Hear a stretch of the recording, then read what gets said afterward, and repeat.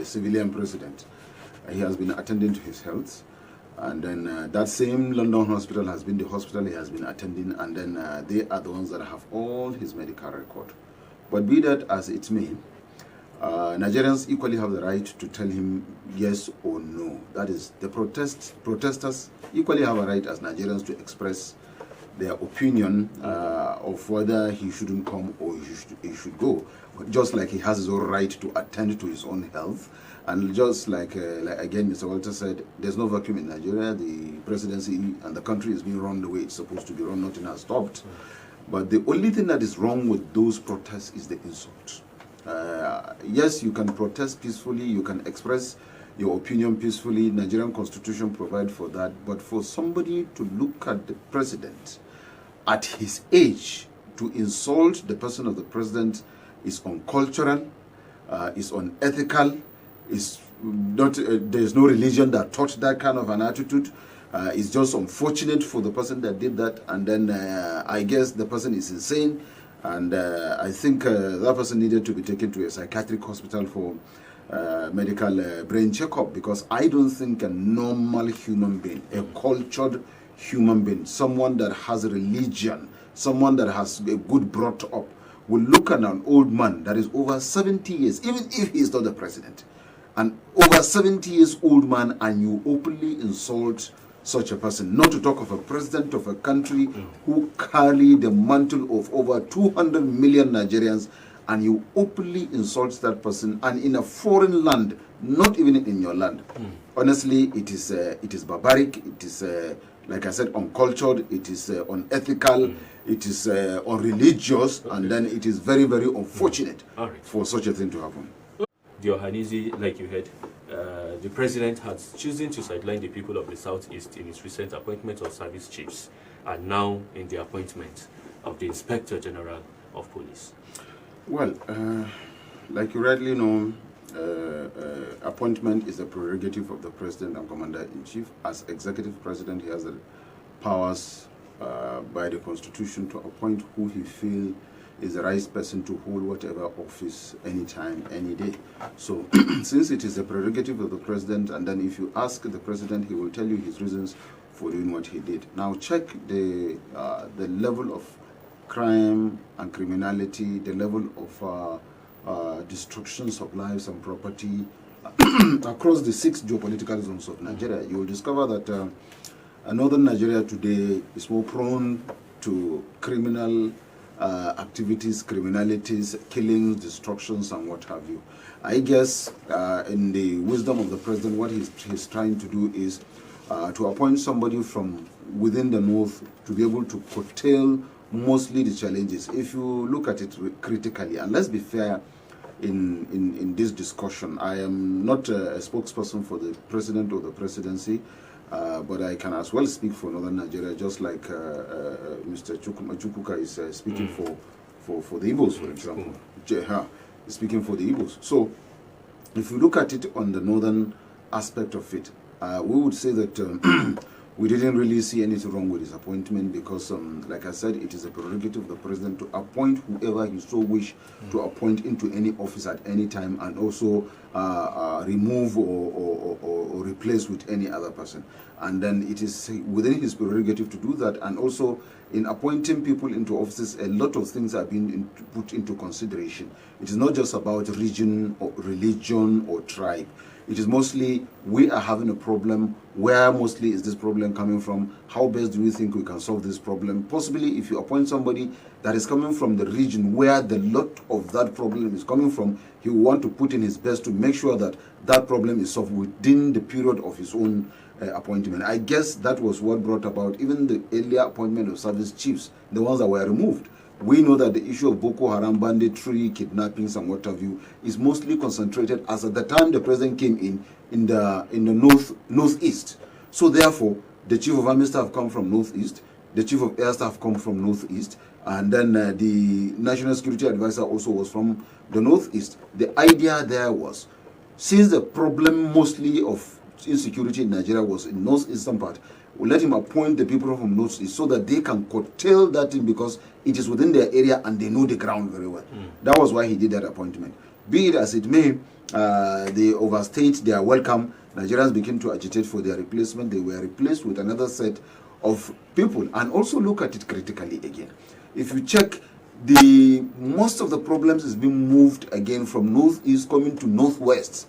Concentration of now crime and criminality is more in northwest than in northeast this time around. Hence the reason why the president is appointing the chief of army staff from Kaduna, northwest, the chief of naval staff from Kano, the same northwest, and then other part of Nigeria got the other positions. And if you also look at the hierarchy of the position as well, even the ones that were recently appointed, apart from the IG, you will discover that the South got the highest position, because the position of the chief of defense staff, that is the man that controls all the tri-service, the Air Force, Navy, and the Army, is from the South. It's not from the North. And he gives orders to all these service chiefs. Under normal circumstances, the service chiefs should not see the president unless under a critical situation that they can jointly go and see the president. Otherwise, the chief of defense staff sees the president, he gets his instruction from the president, and now he called the service chiefs to instruct them based on his instruction from the president. So you can see that on that one, yes, you might not call him an Igbo guy, Aliyu Irabu, but then he's from the region South, which is almost like the Southeast as well. So correct. I think this is coming back to the present acting IG. He's from Yobe, and you also know the criminal activities going on within the Northeast continuously. So I suppose that is the essence of appointing him. There could be so many other reasons based known to the president. All right. Attacks also on security, police officers or police outfits, to be specific. Well, like you're aware and like you rightly mentioned, these attacks have been incessant. Even before this attack, our own people from the north were killed. 5-6 days ago, 3 people were killed. And then just like that, there were all these suya makers, and then fingernail cutters and what have you. 3 were just killed just like that by some group of armed men in Sienna buses coming in dressed in black dresses and then carrying sophisticated weapons. They killed 3. As if that is not enough, our people reported to the government, and then the governor denied the fact that that nothing happened. Then 2 days later, they killed another 4 set of northerners, and this time around they had to refuse burying those people. They reported to us, and we said, okay, don't bury them. Reach out to the governor, let him come and see those people first before burying them.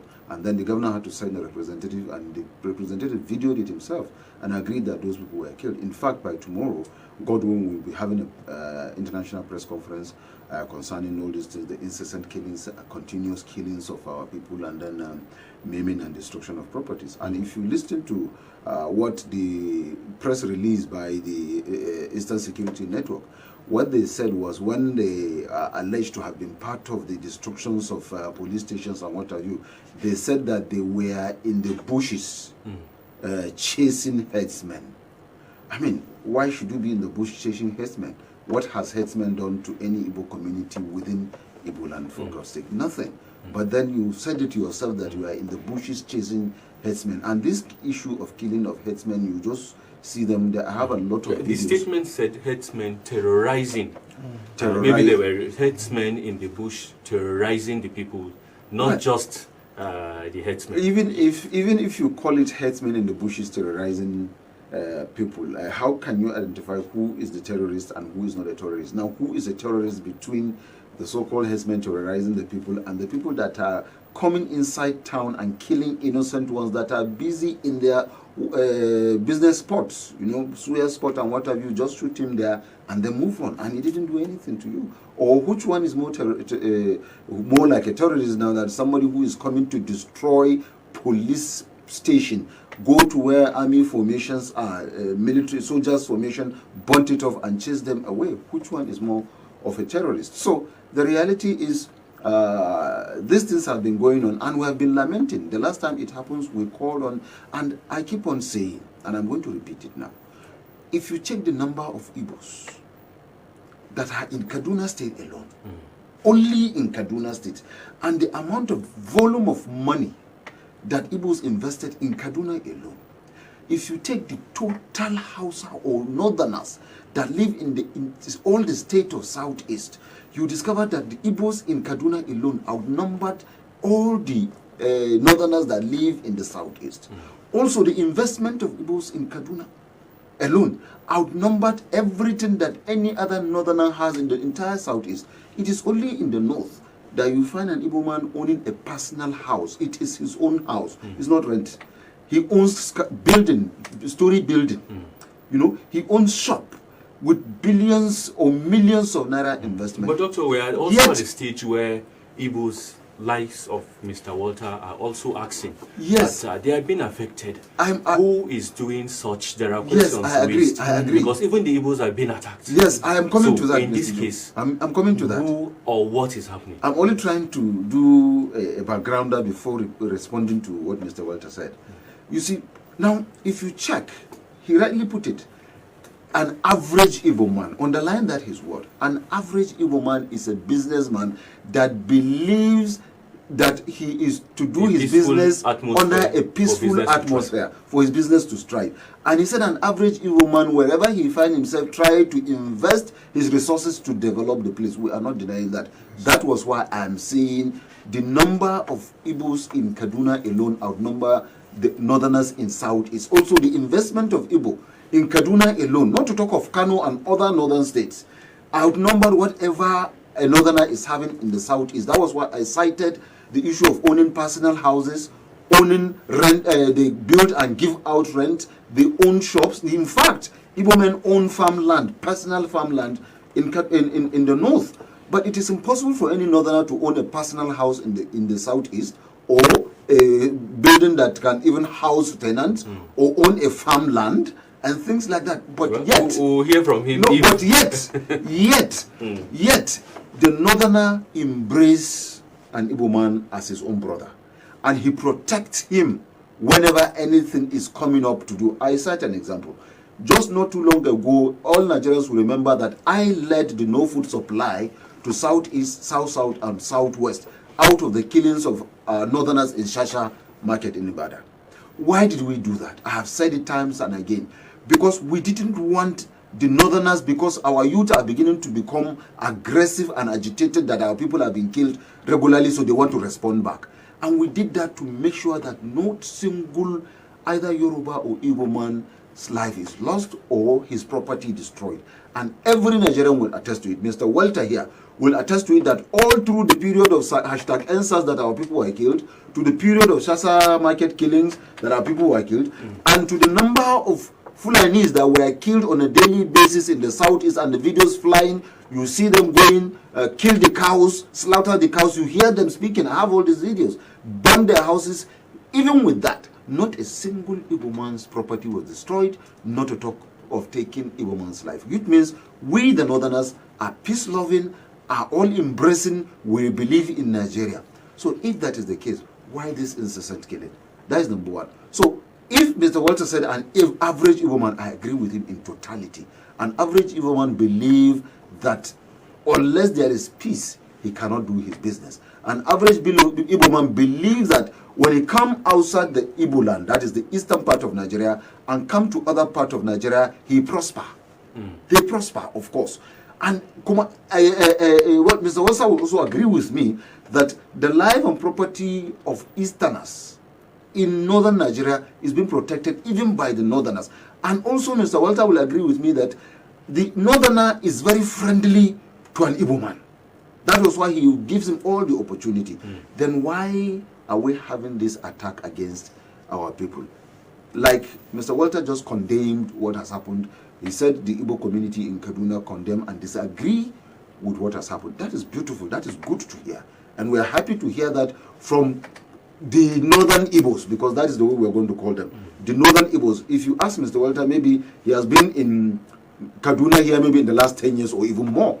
And then you also have 3 generations of Igbo that I know that lived in Kaduna here, Kano, Plateau, and other northern part of Nigeria, and they are living peacefully. they are already part and parcel of these communities. All right, so that these sponsors could be fueling these issues using some certain regions or communities against others to fuel this. Because, of course, sensitivity of a certain region perpetrating some ills, all are not the same, and profiling reactions and counter attacks and all that. Mr. Joe, the reality is these things are politically motivated in most cases. All this reaction, counter-reaction, attacks, counter-attack, this one, Northeast Security Network, Amoto King Security How Network. How do Nigerians understand if it's politics being played? If it's politics, then we need not to be involved, and knowing that Nigeria is greater than any individual or even one or groups. That is the right thing to for Nigerians to understand, and this is also the responsibility of government to come out with a very strong campaign on this very issue, for people to understand that Nigeria is greater than any individual or group of few people. Like I've said earlier, there are some. If the leadership was doing well, would we have been in this state where even regions are planning or even constituting some networks? Mr. Joe, if things were being handled properly. Mr. Joe, like you rightly know, right from the coming up of this, they call it nascent democracy, from 1999 till date. During Obasanjo days, you remember how the Niger Delta youths were agitating and how they were doing and the way he had issues. Remember when Obasanjo sent soldiers to Zaki Biam? Remember when Obasanjo sent soldiers to Edu or something like that? So this has been the way it has been. So it is not just about this present administration or even the immediate past administration of Jonathan. It has been like that from Obasanjo to Adwa era to Jonathan and presently to Buhari's administration. So it is an issue of people disagreeing with government. Whoever you bring to lead this country, somebody somewhere or some group of people somewhere will sponsor some people to come out and disagree and agitate for one thing or the other. This has always been the case. And in terms of saying that whether the Haneze Ndibo said that the security network should be restructured by giving regional powers or regions the authority to have their own security decentralize the security to regions and states. I can tell you that if you do that, that will bring a very serious war. I will cite an example with the Amotokuns and then the Southeast Security Network. If you take, for example... And how well, of course, not recognized. That is it. Now, take the Southeast. Now, the governor is coming to say he is giving a marching order. In fact, he has requested for federal government presence to send in soldiers to tackle these issues. If you remember some months ago.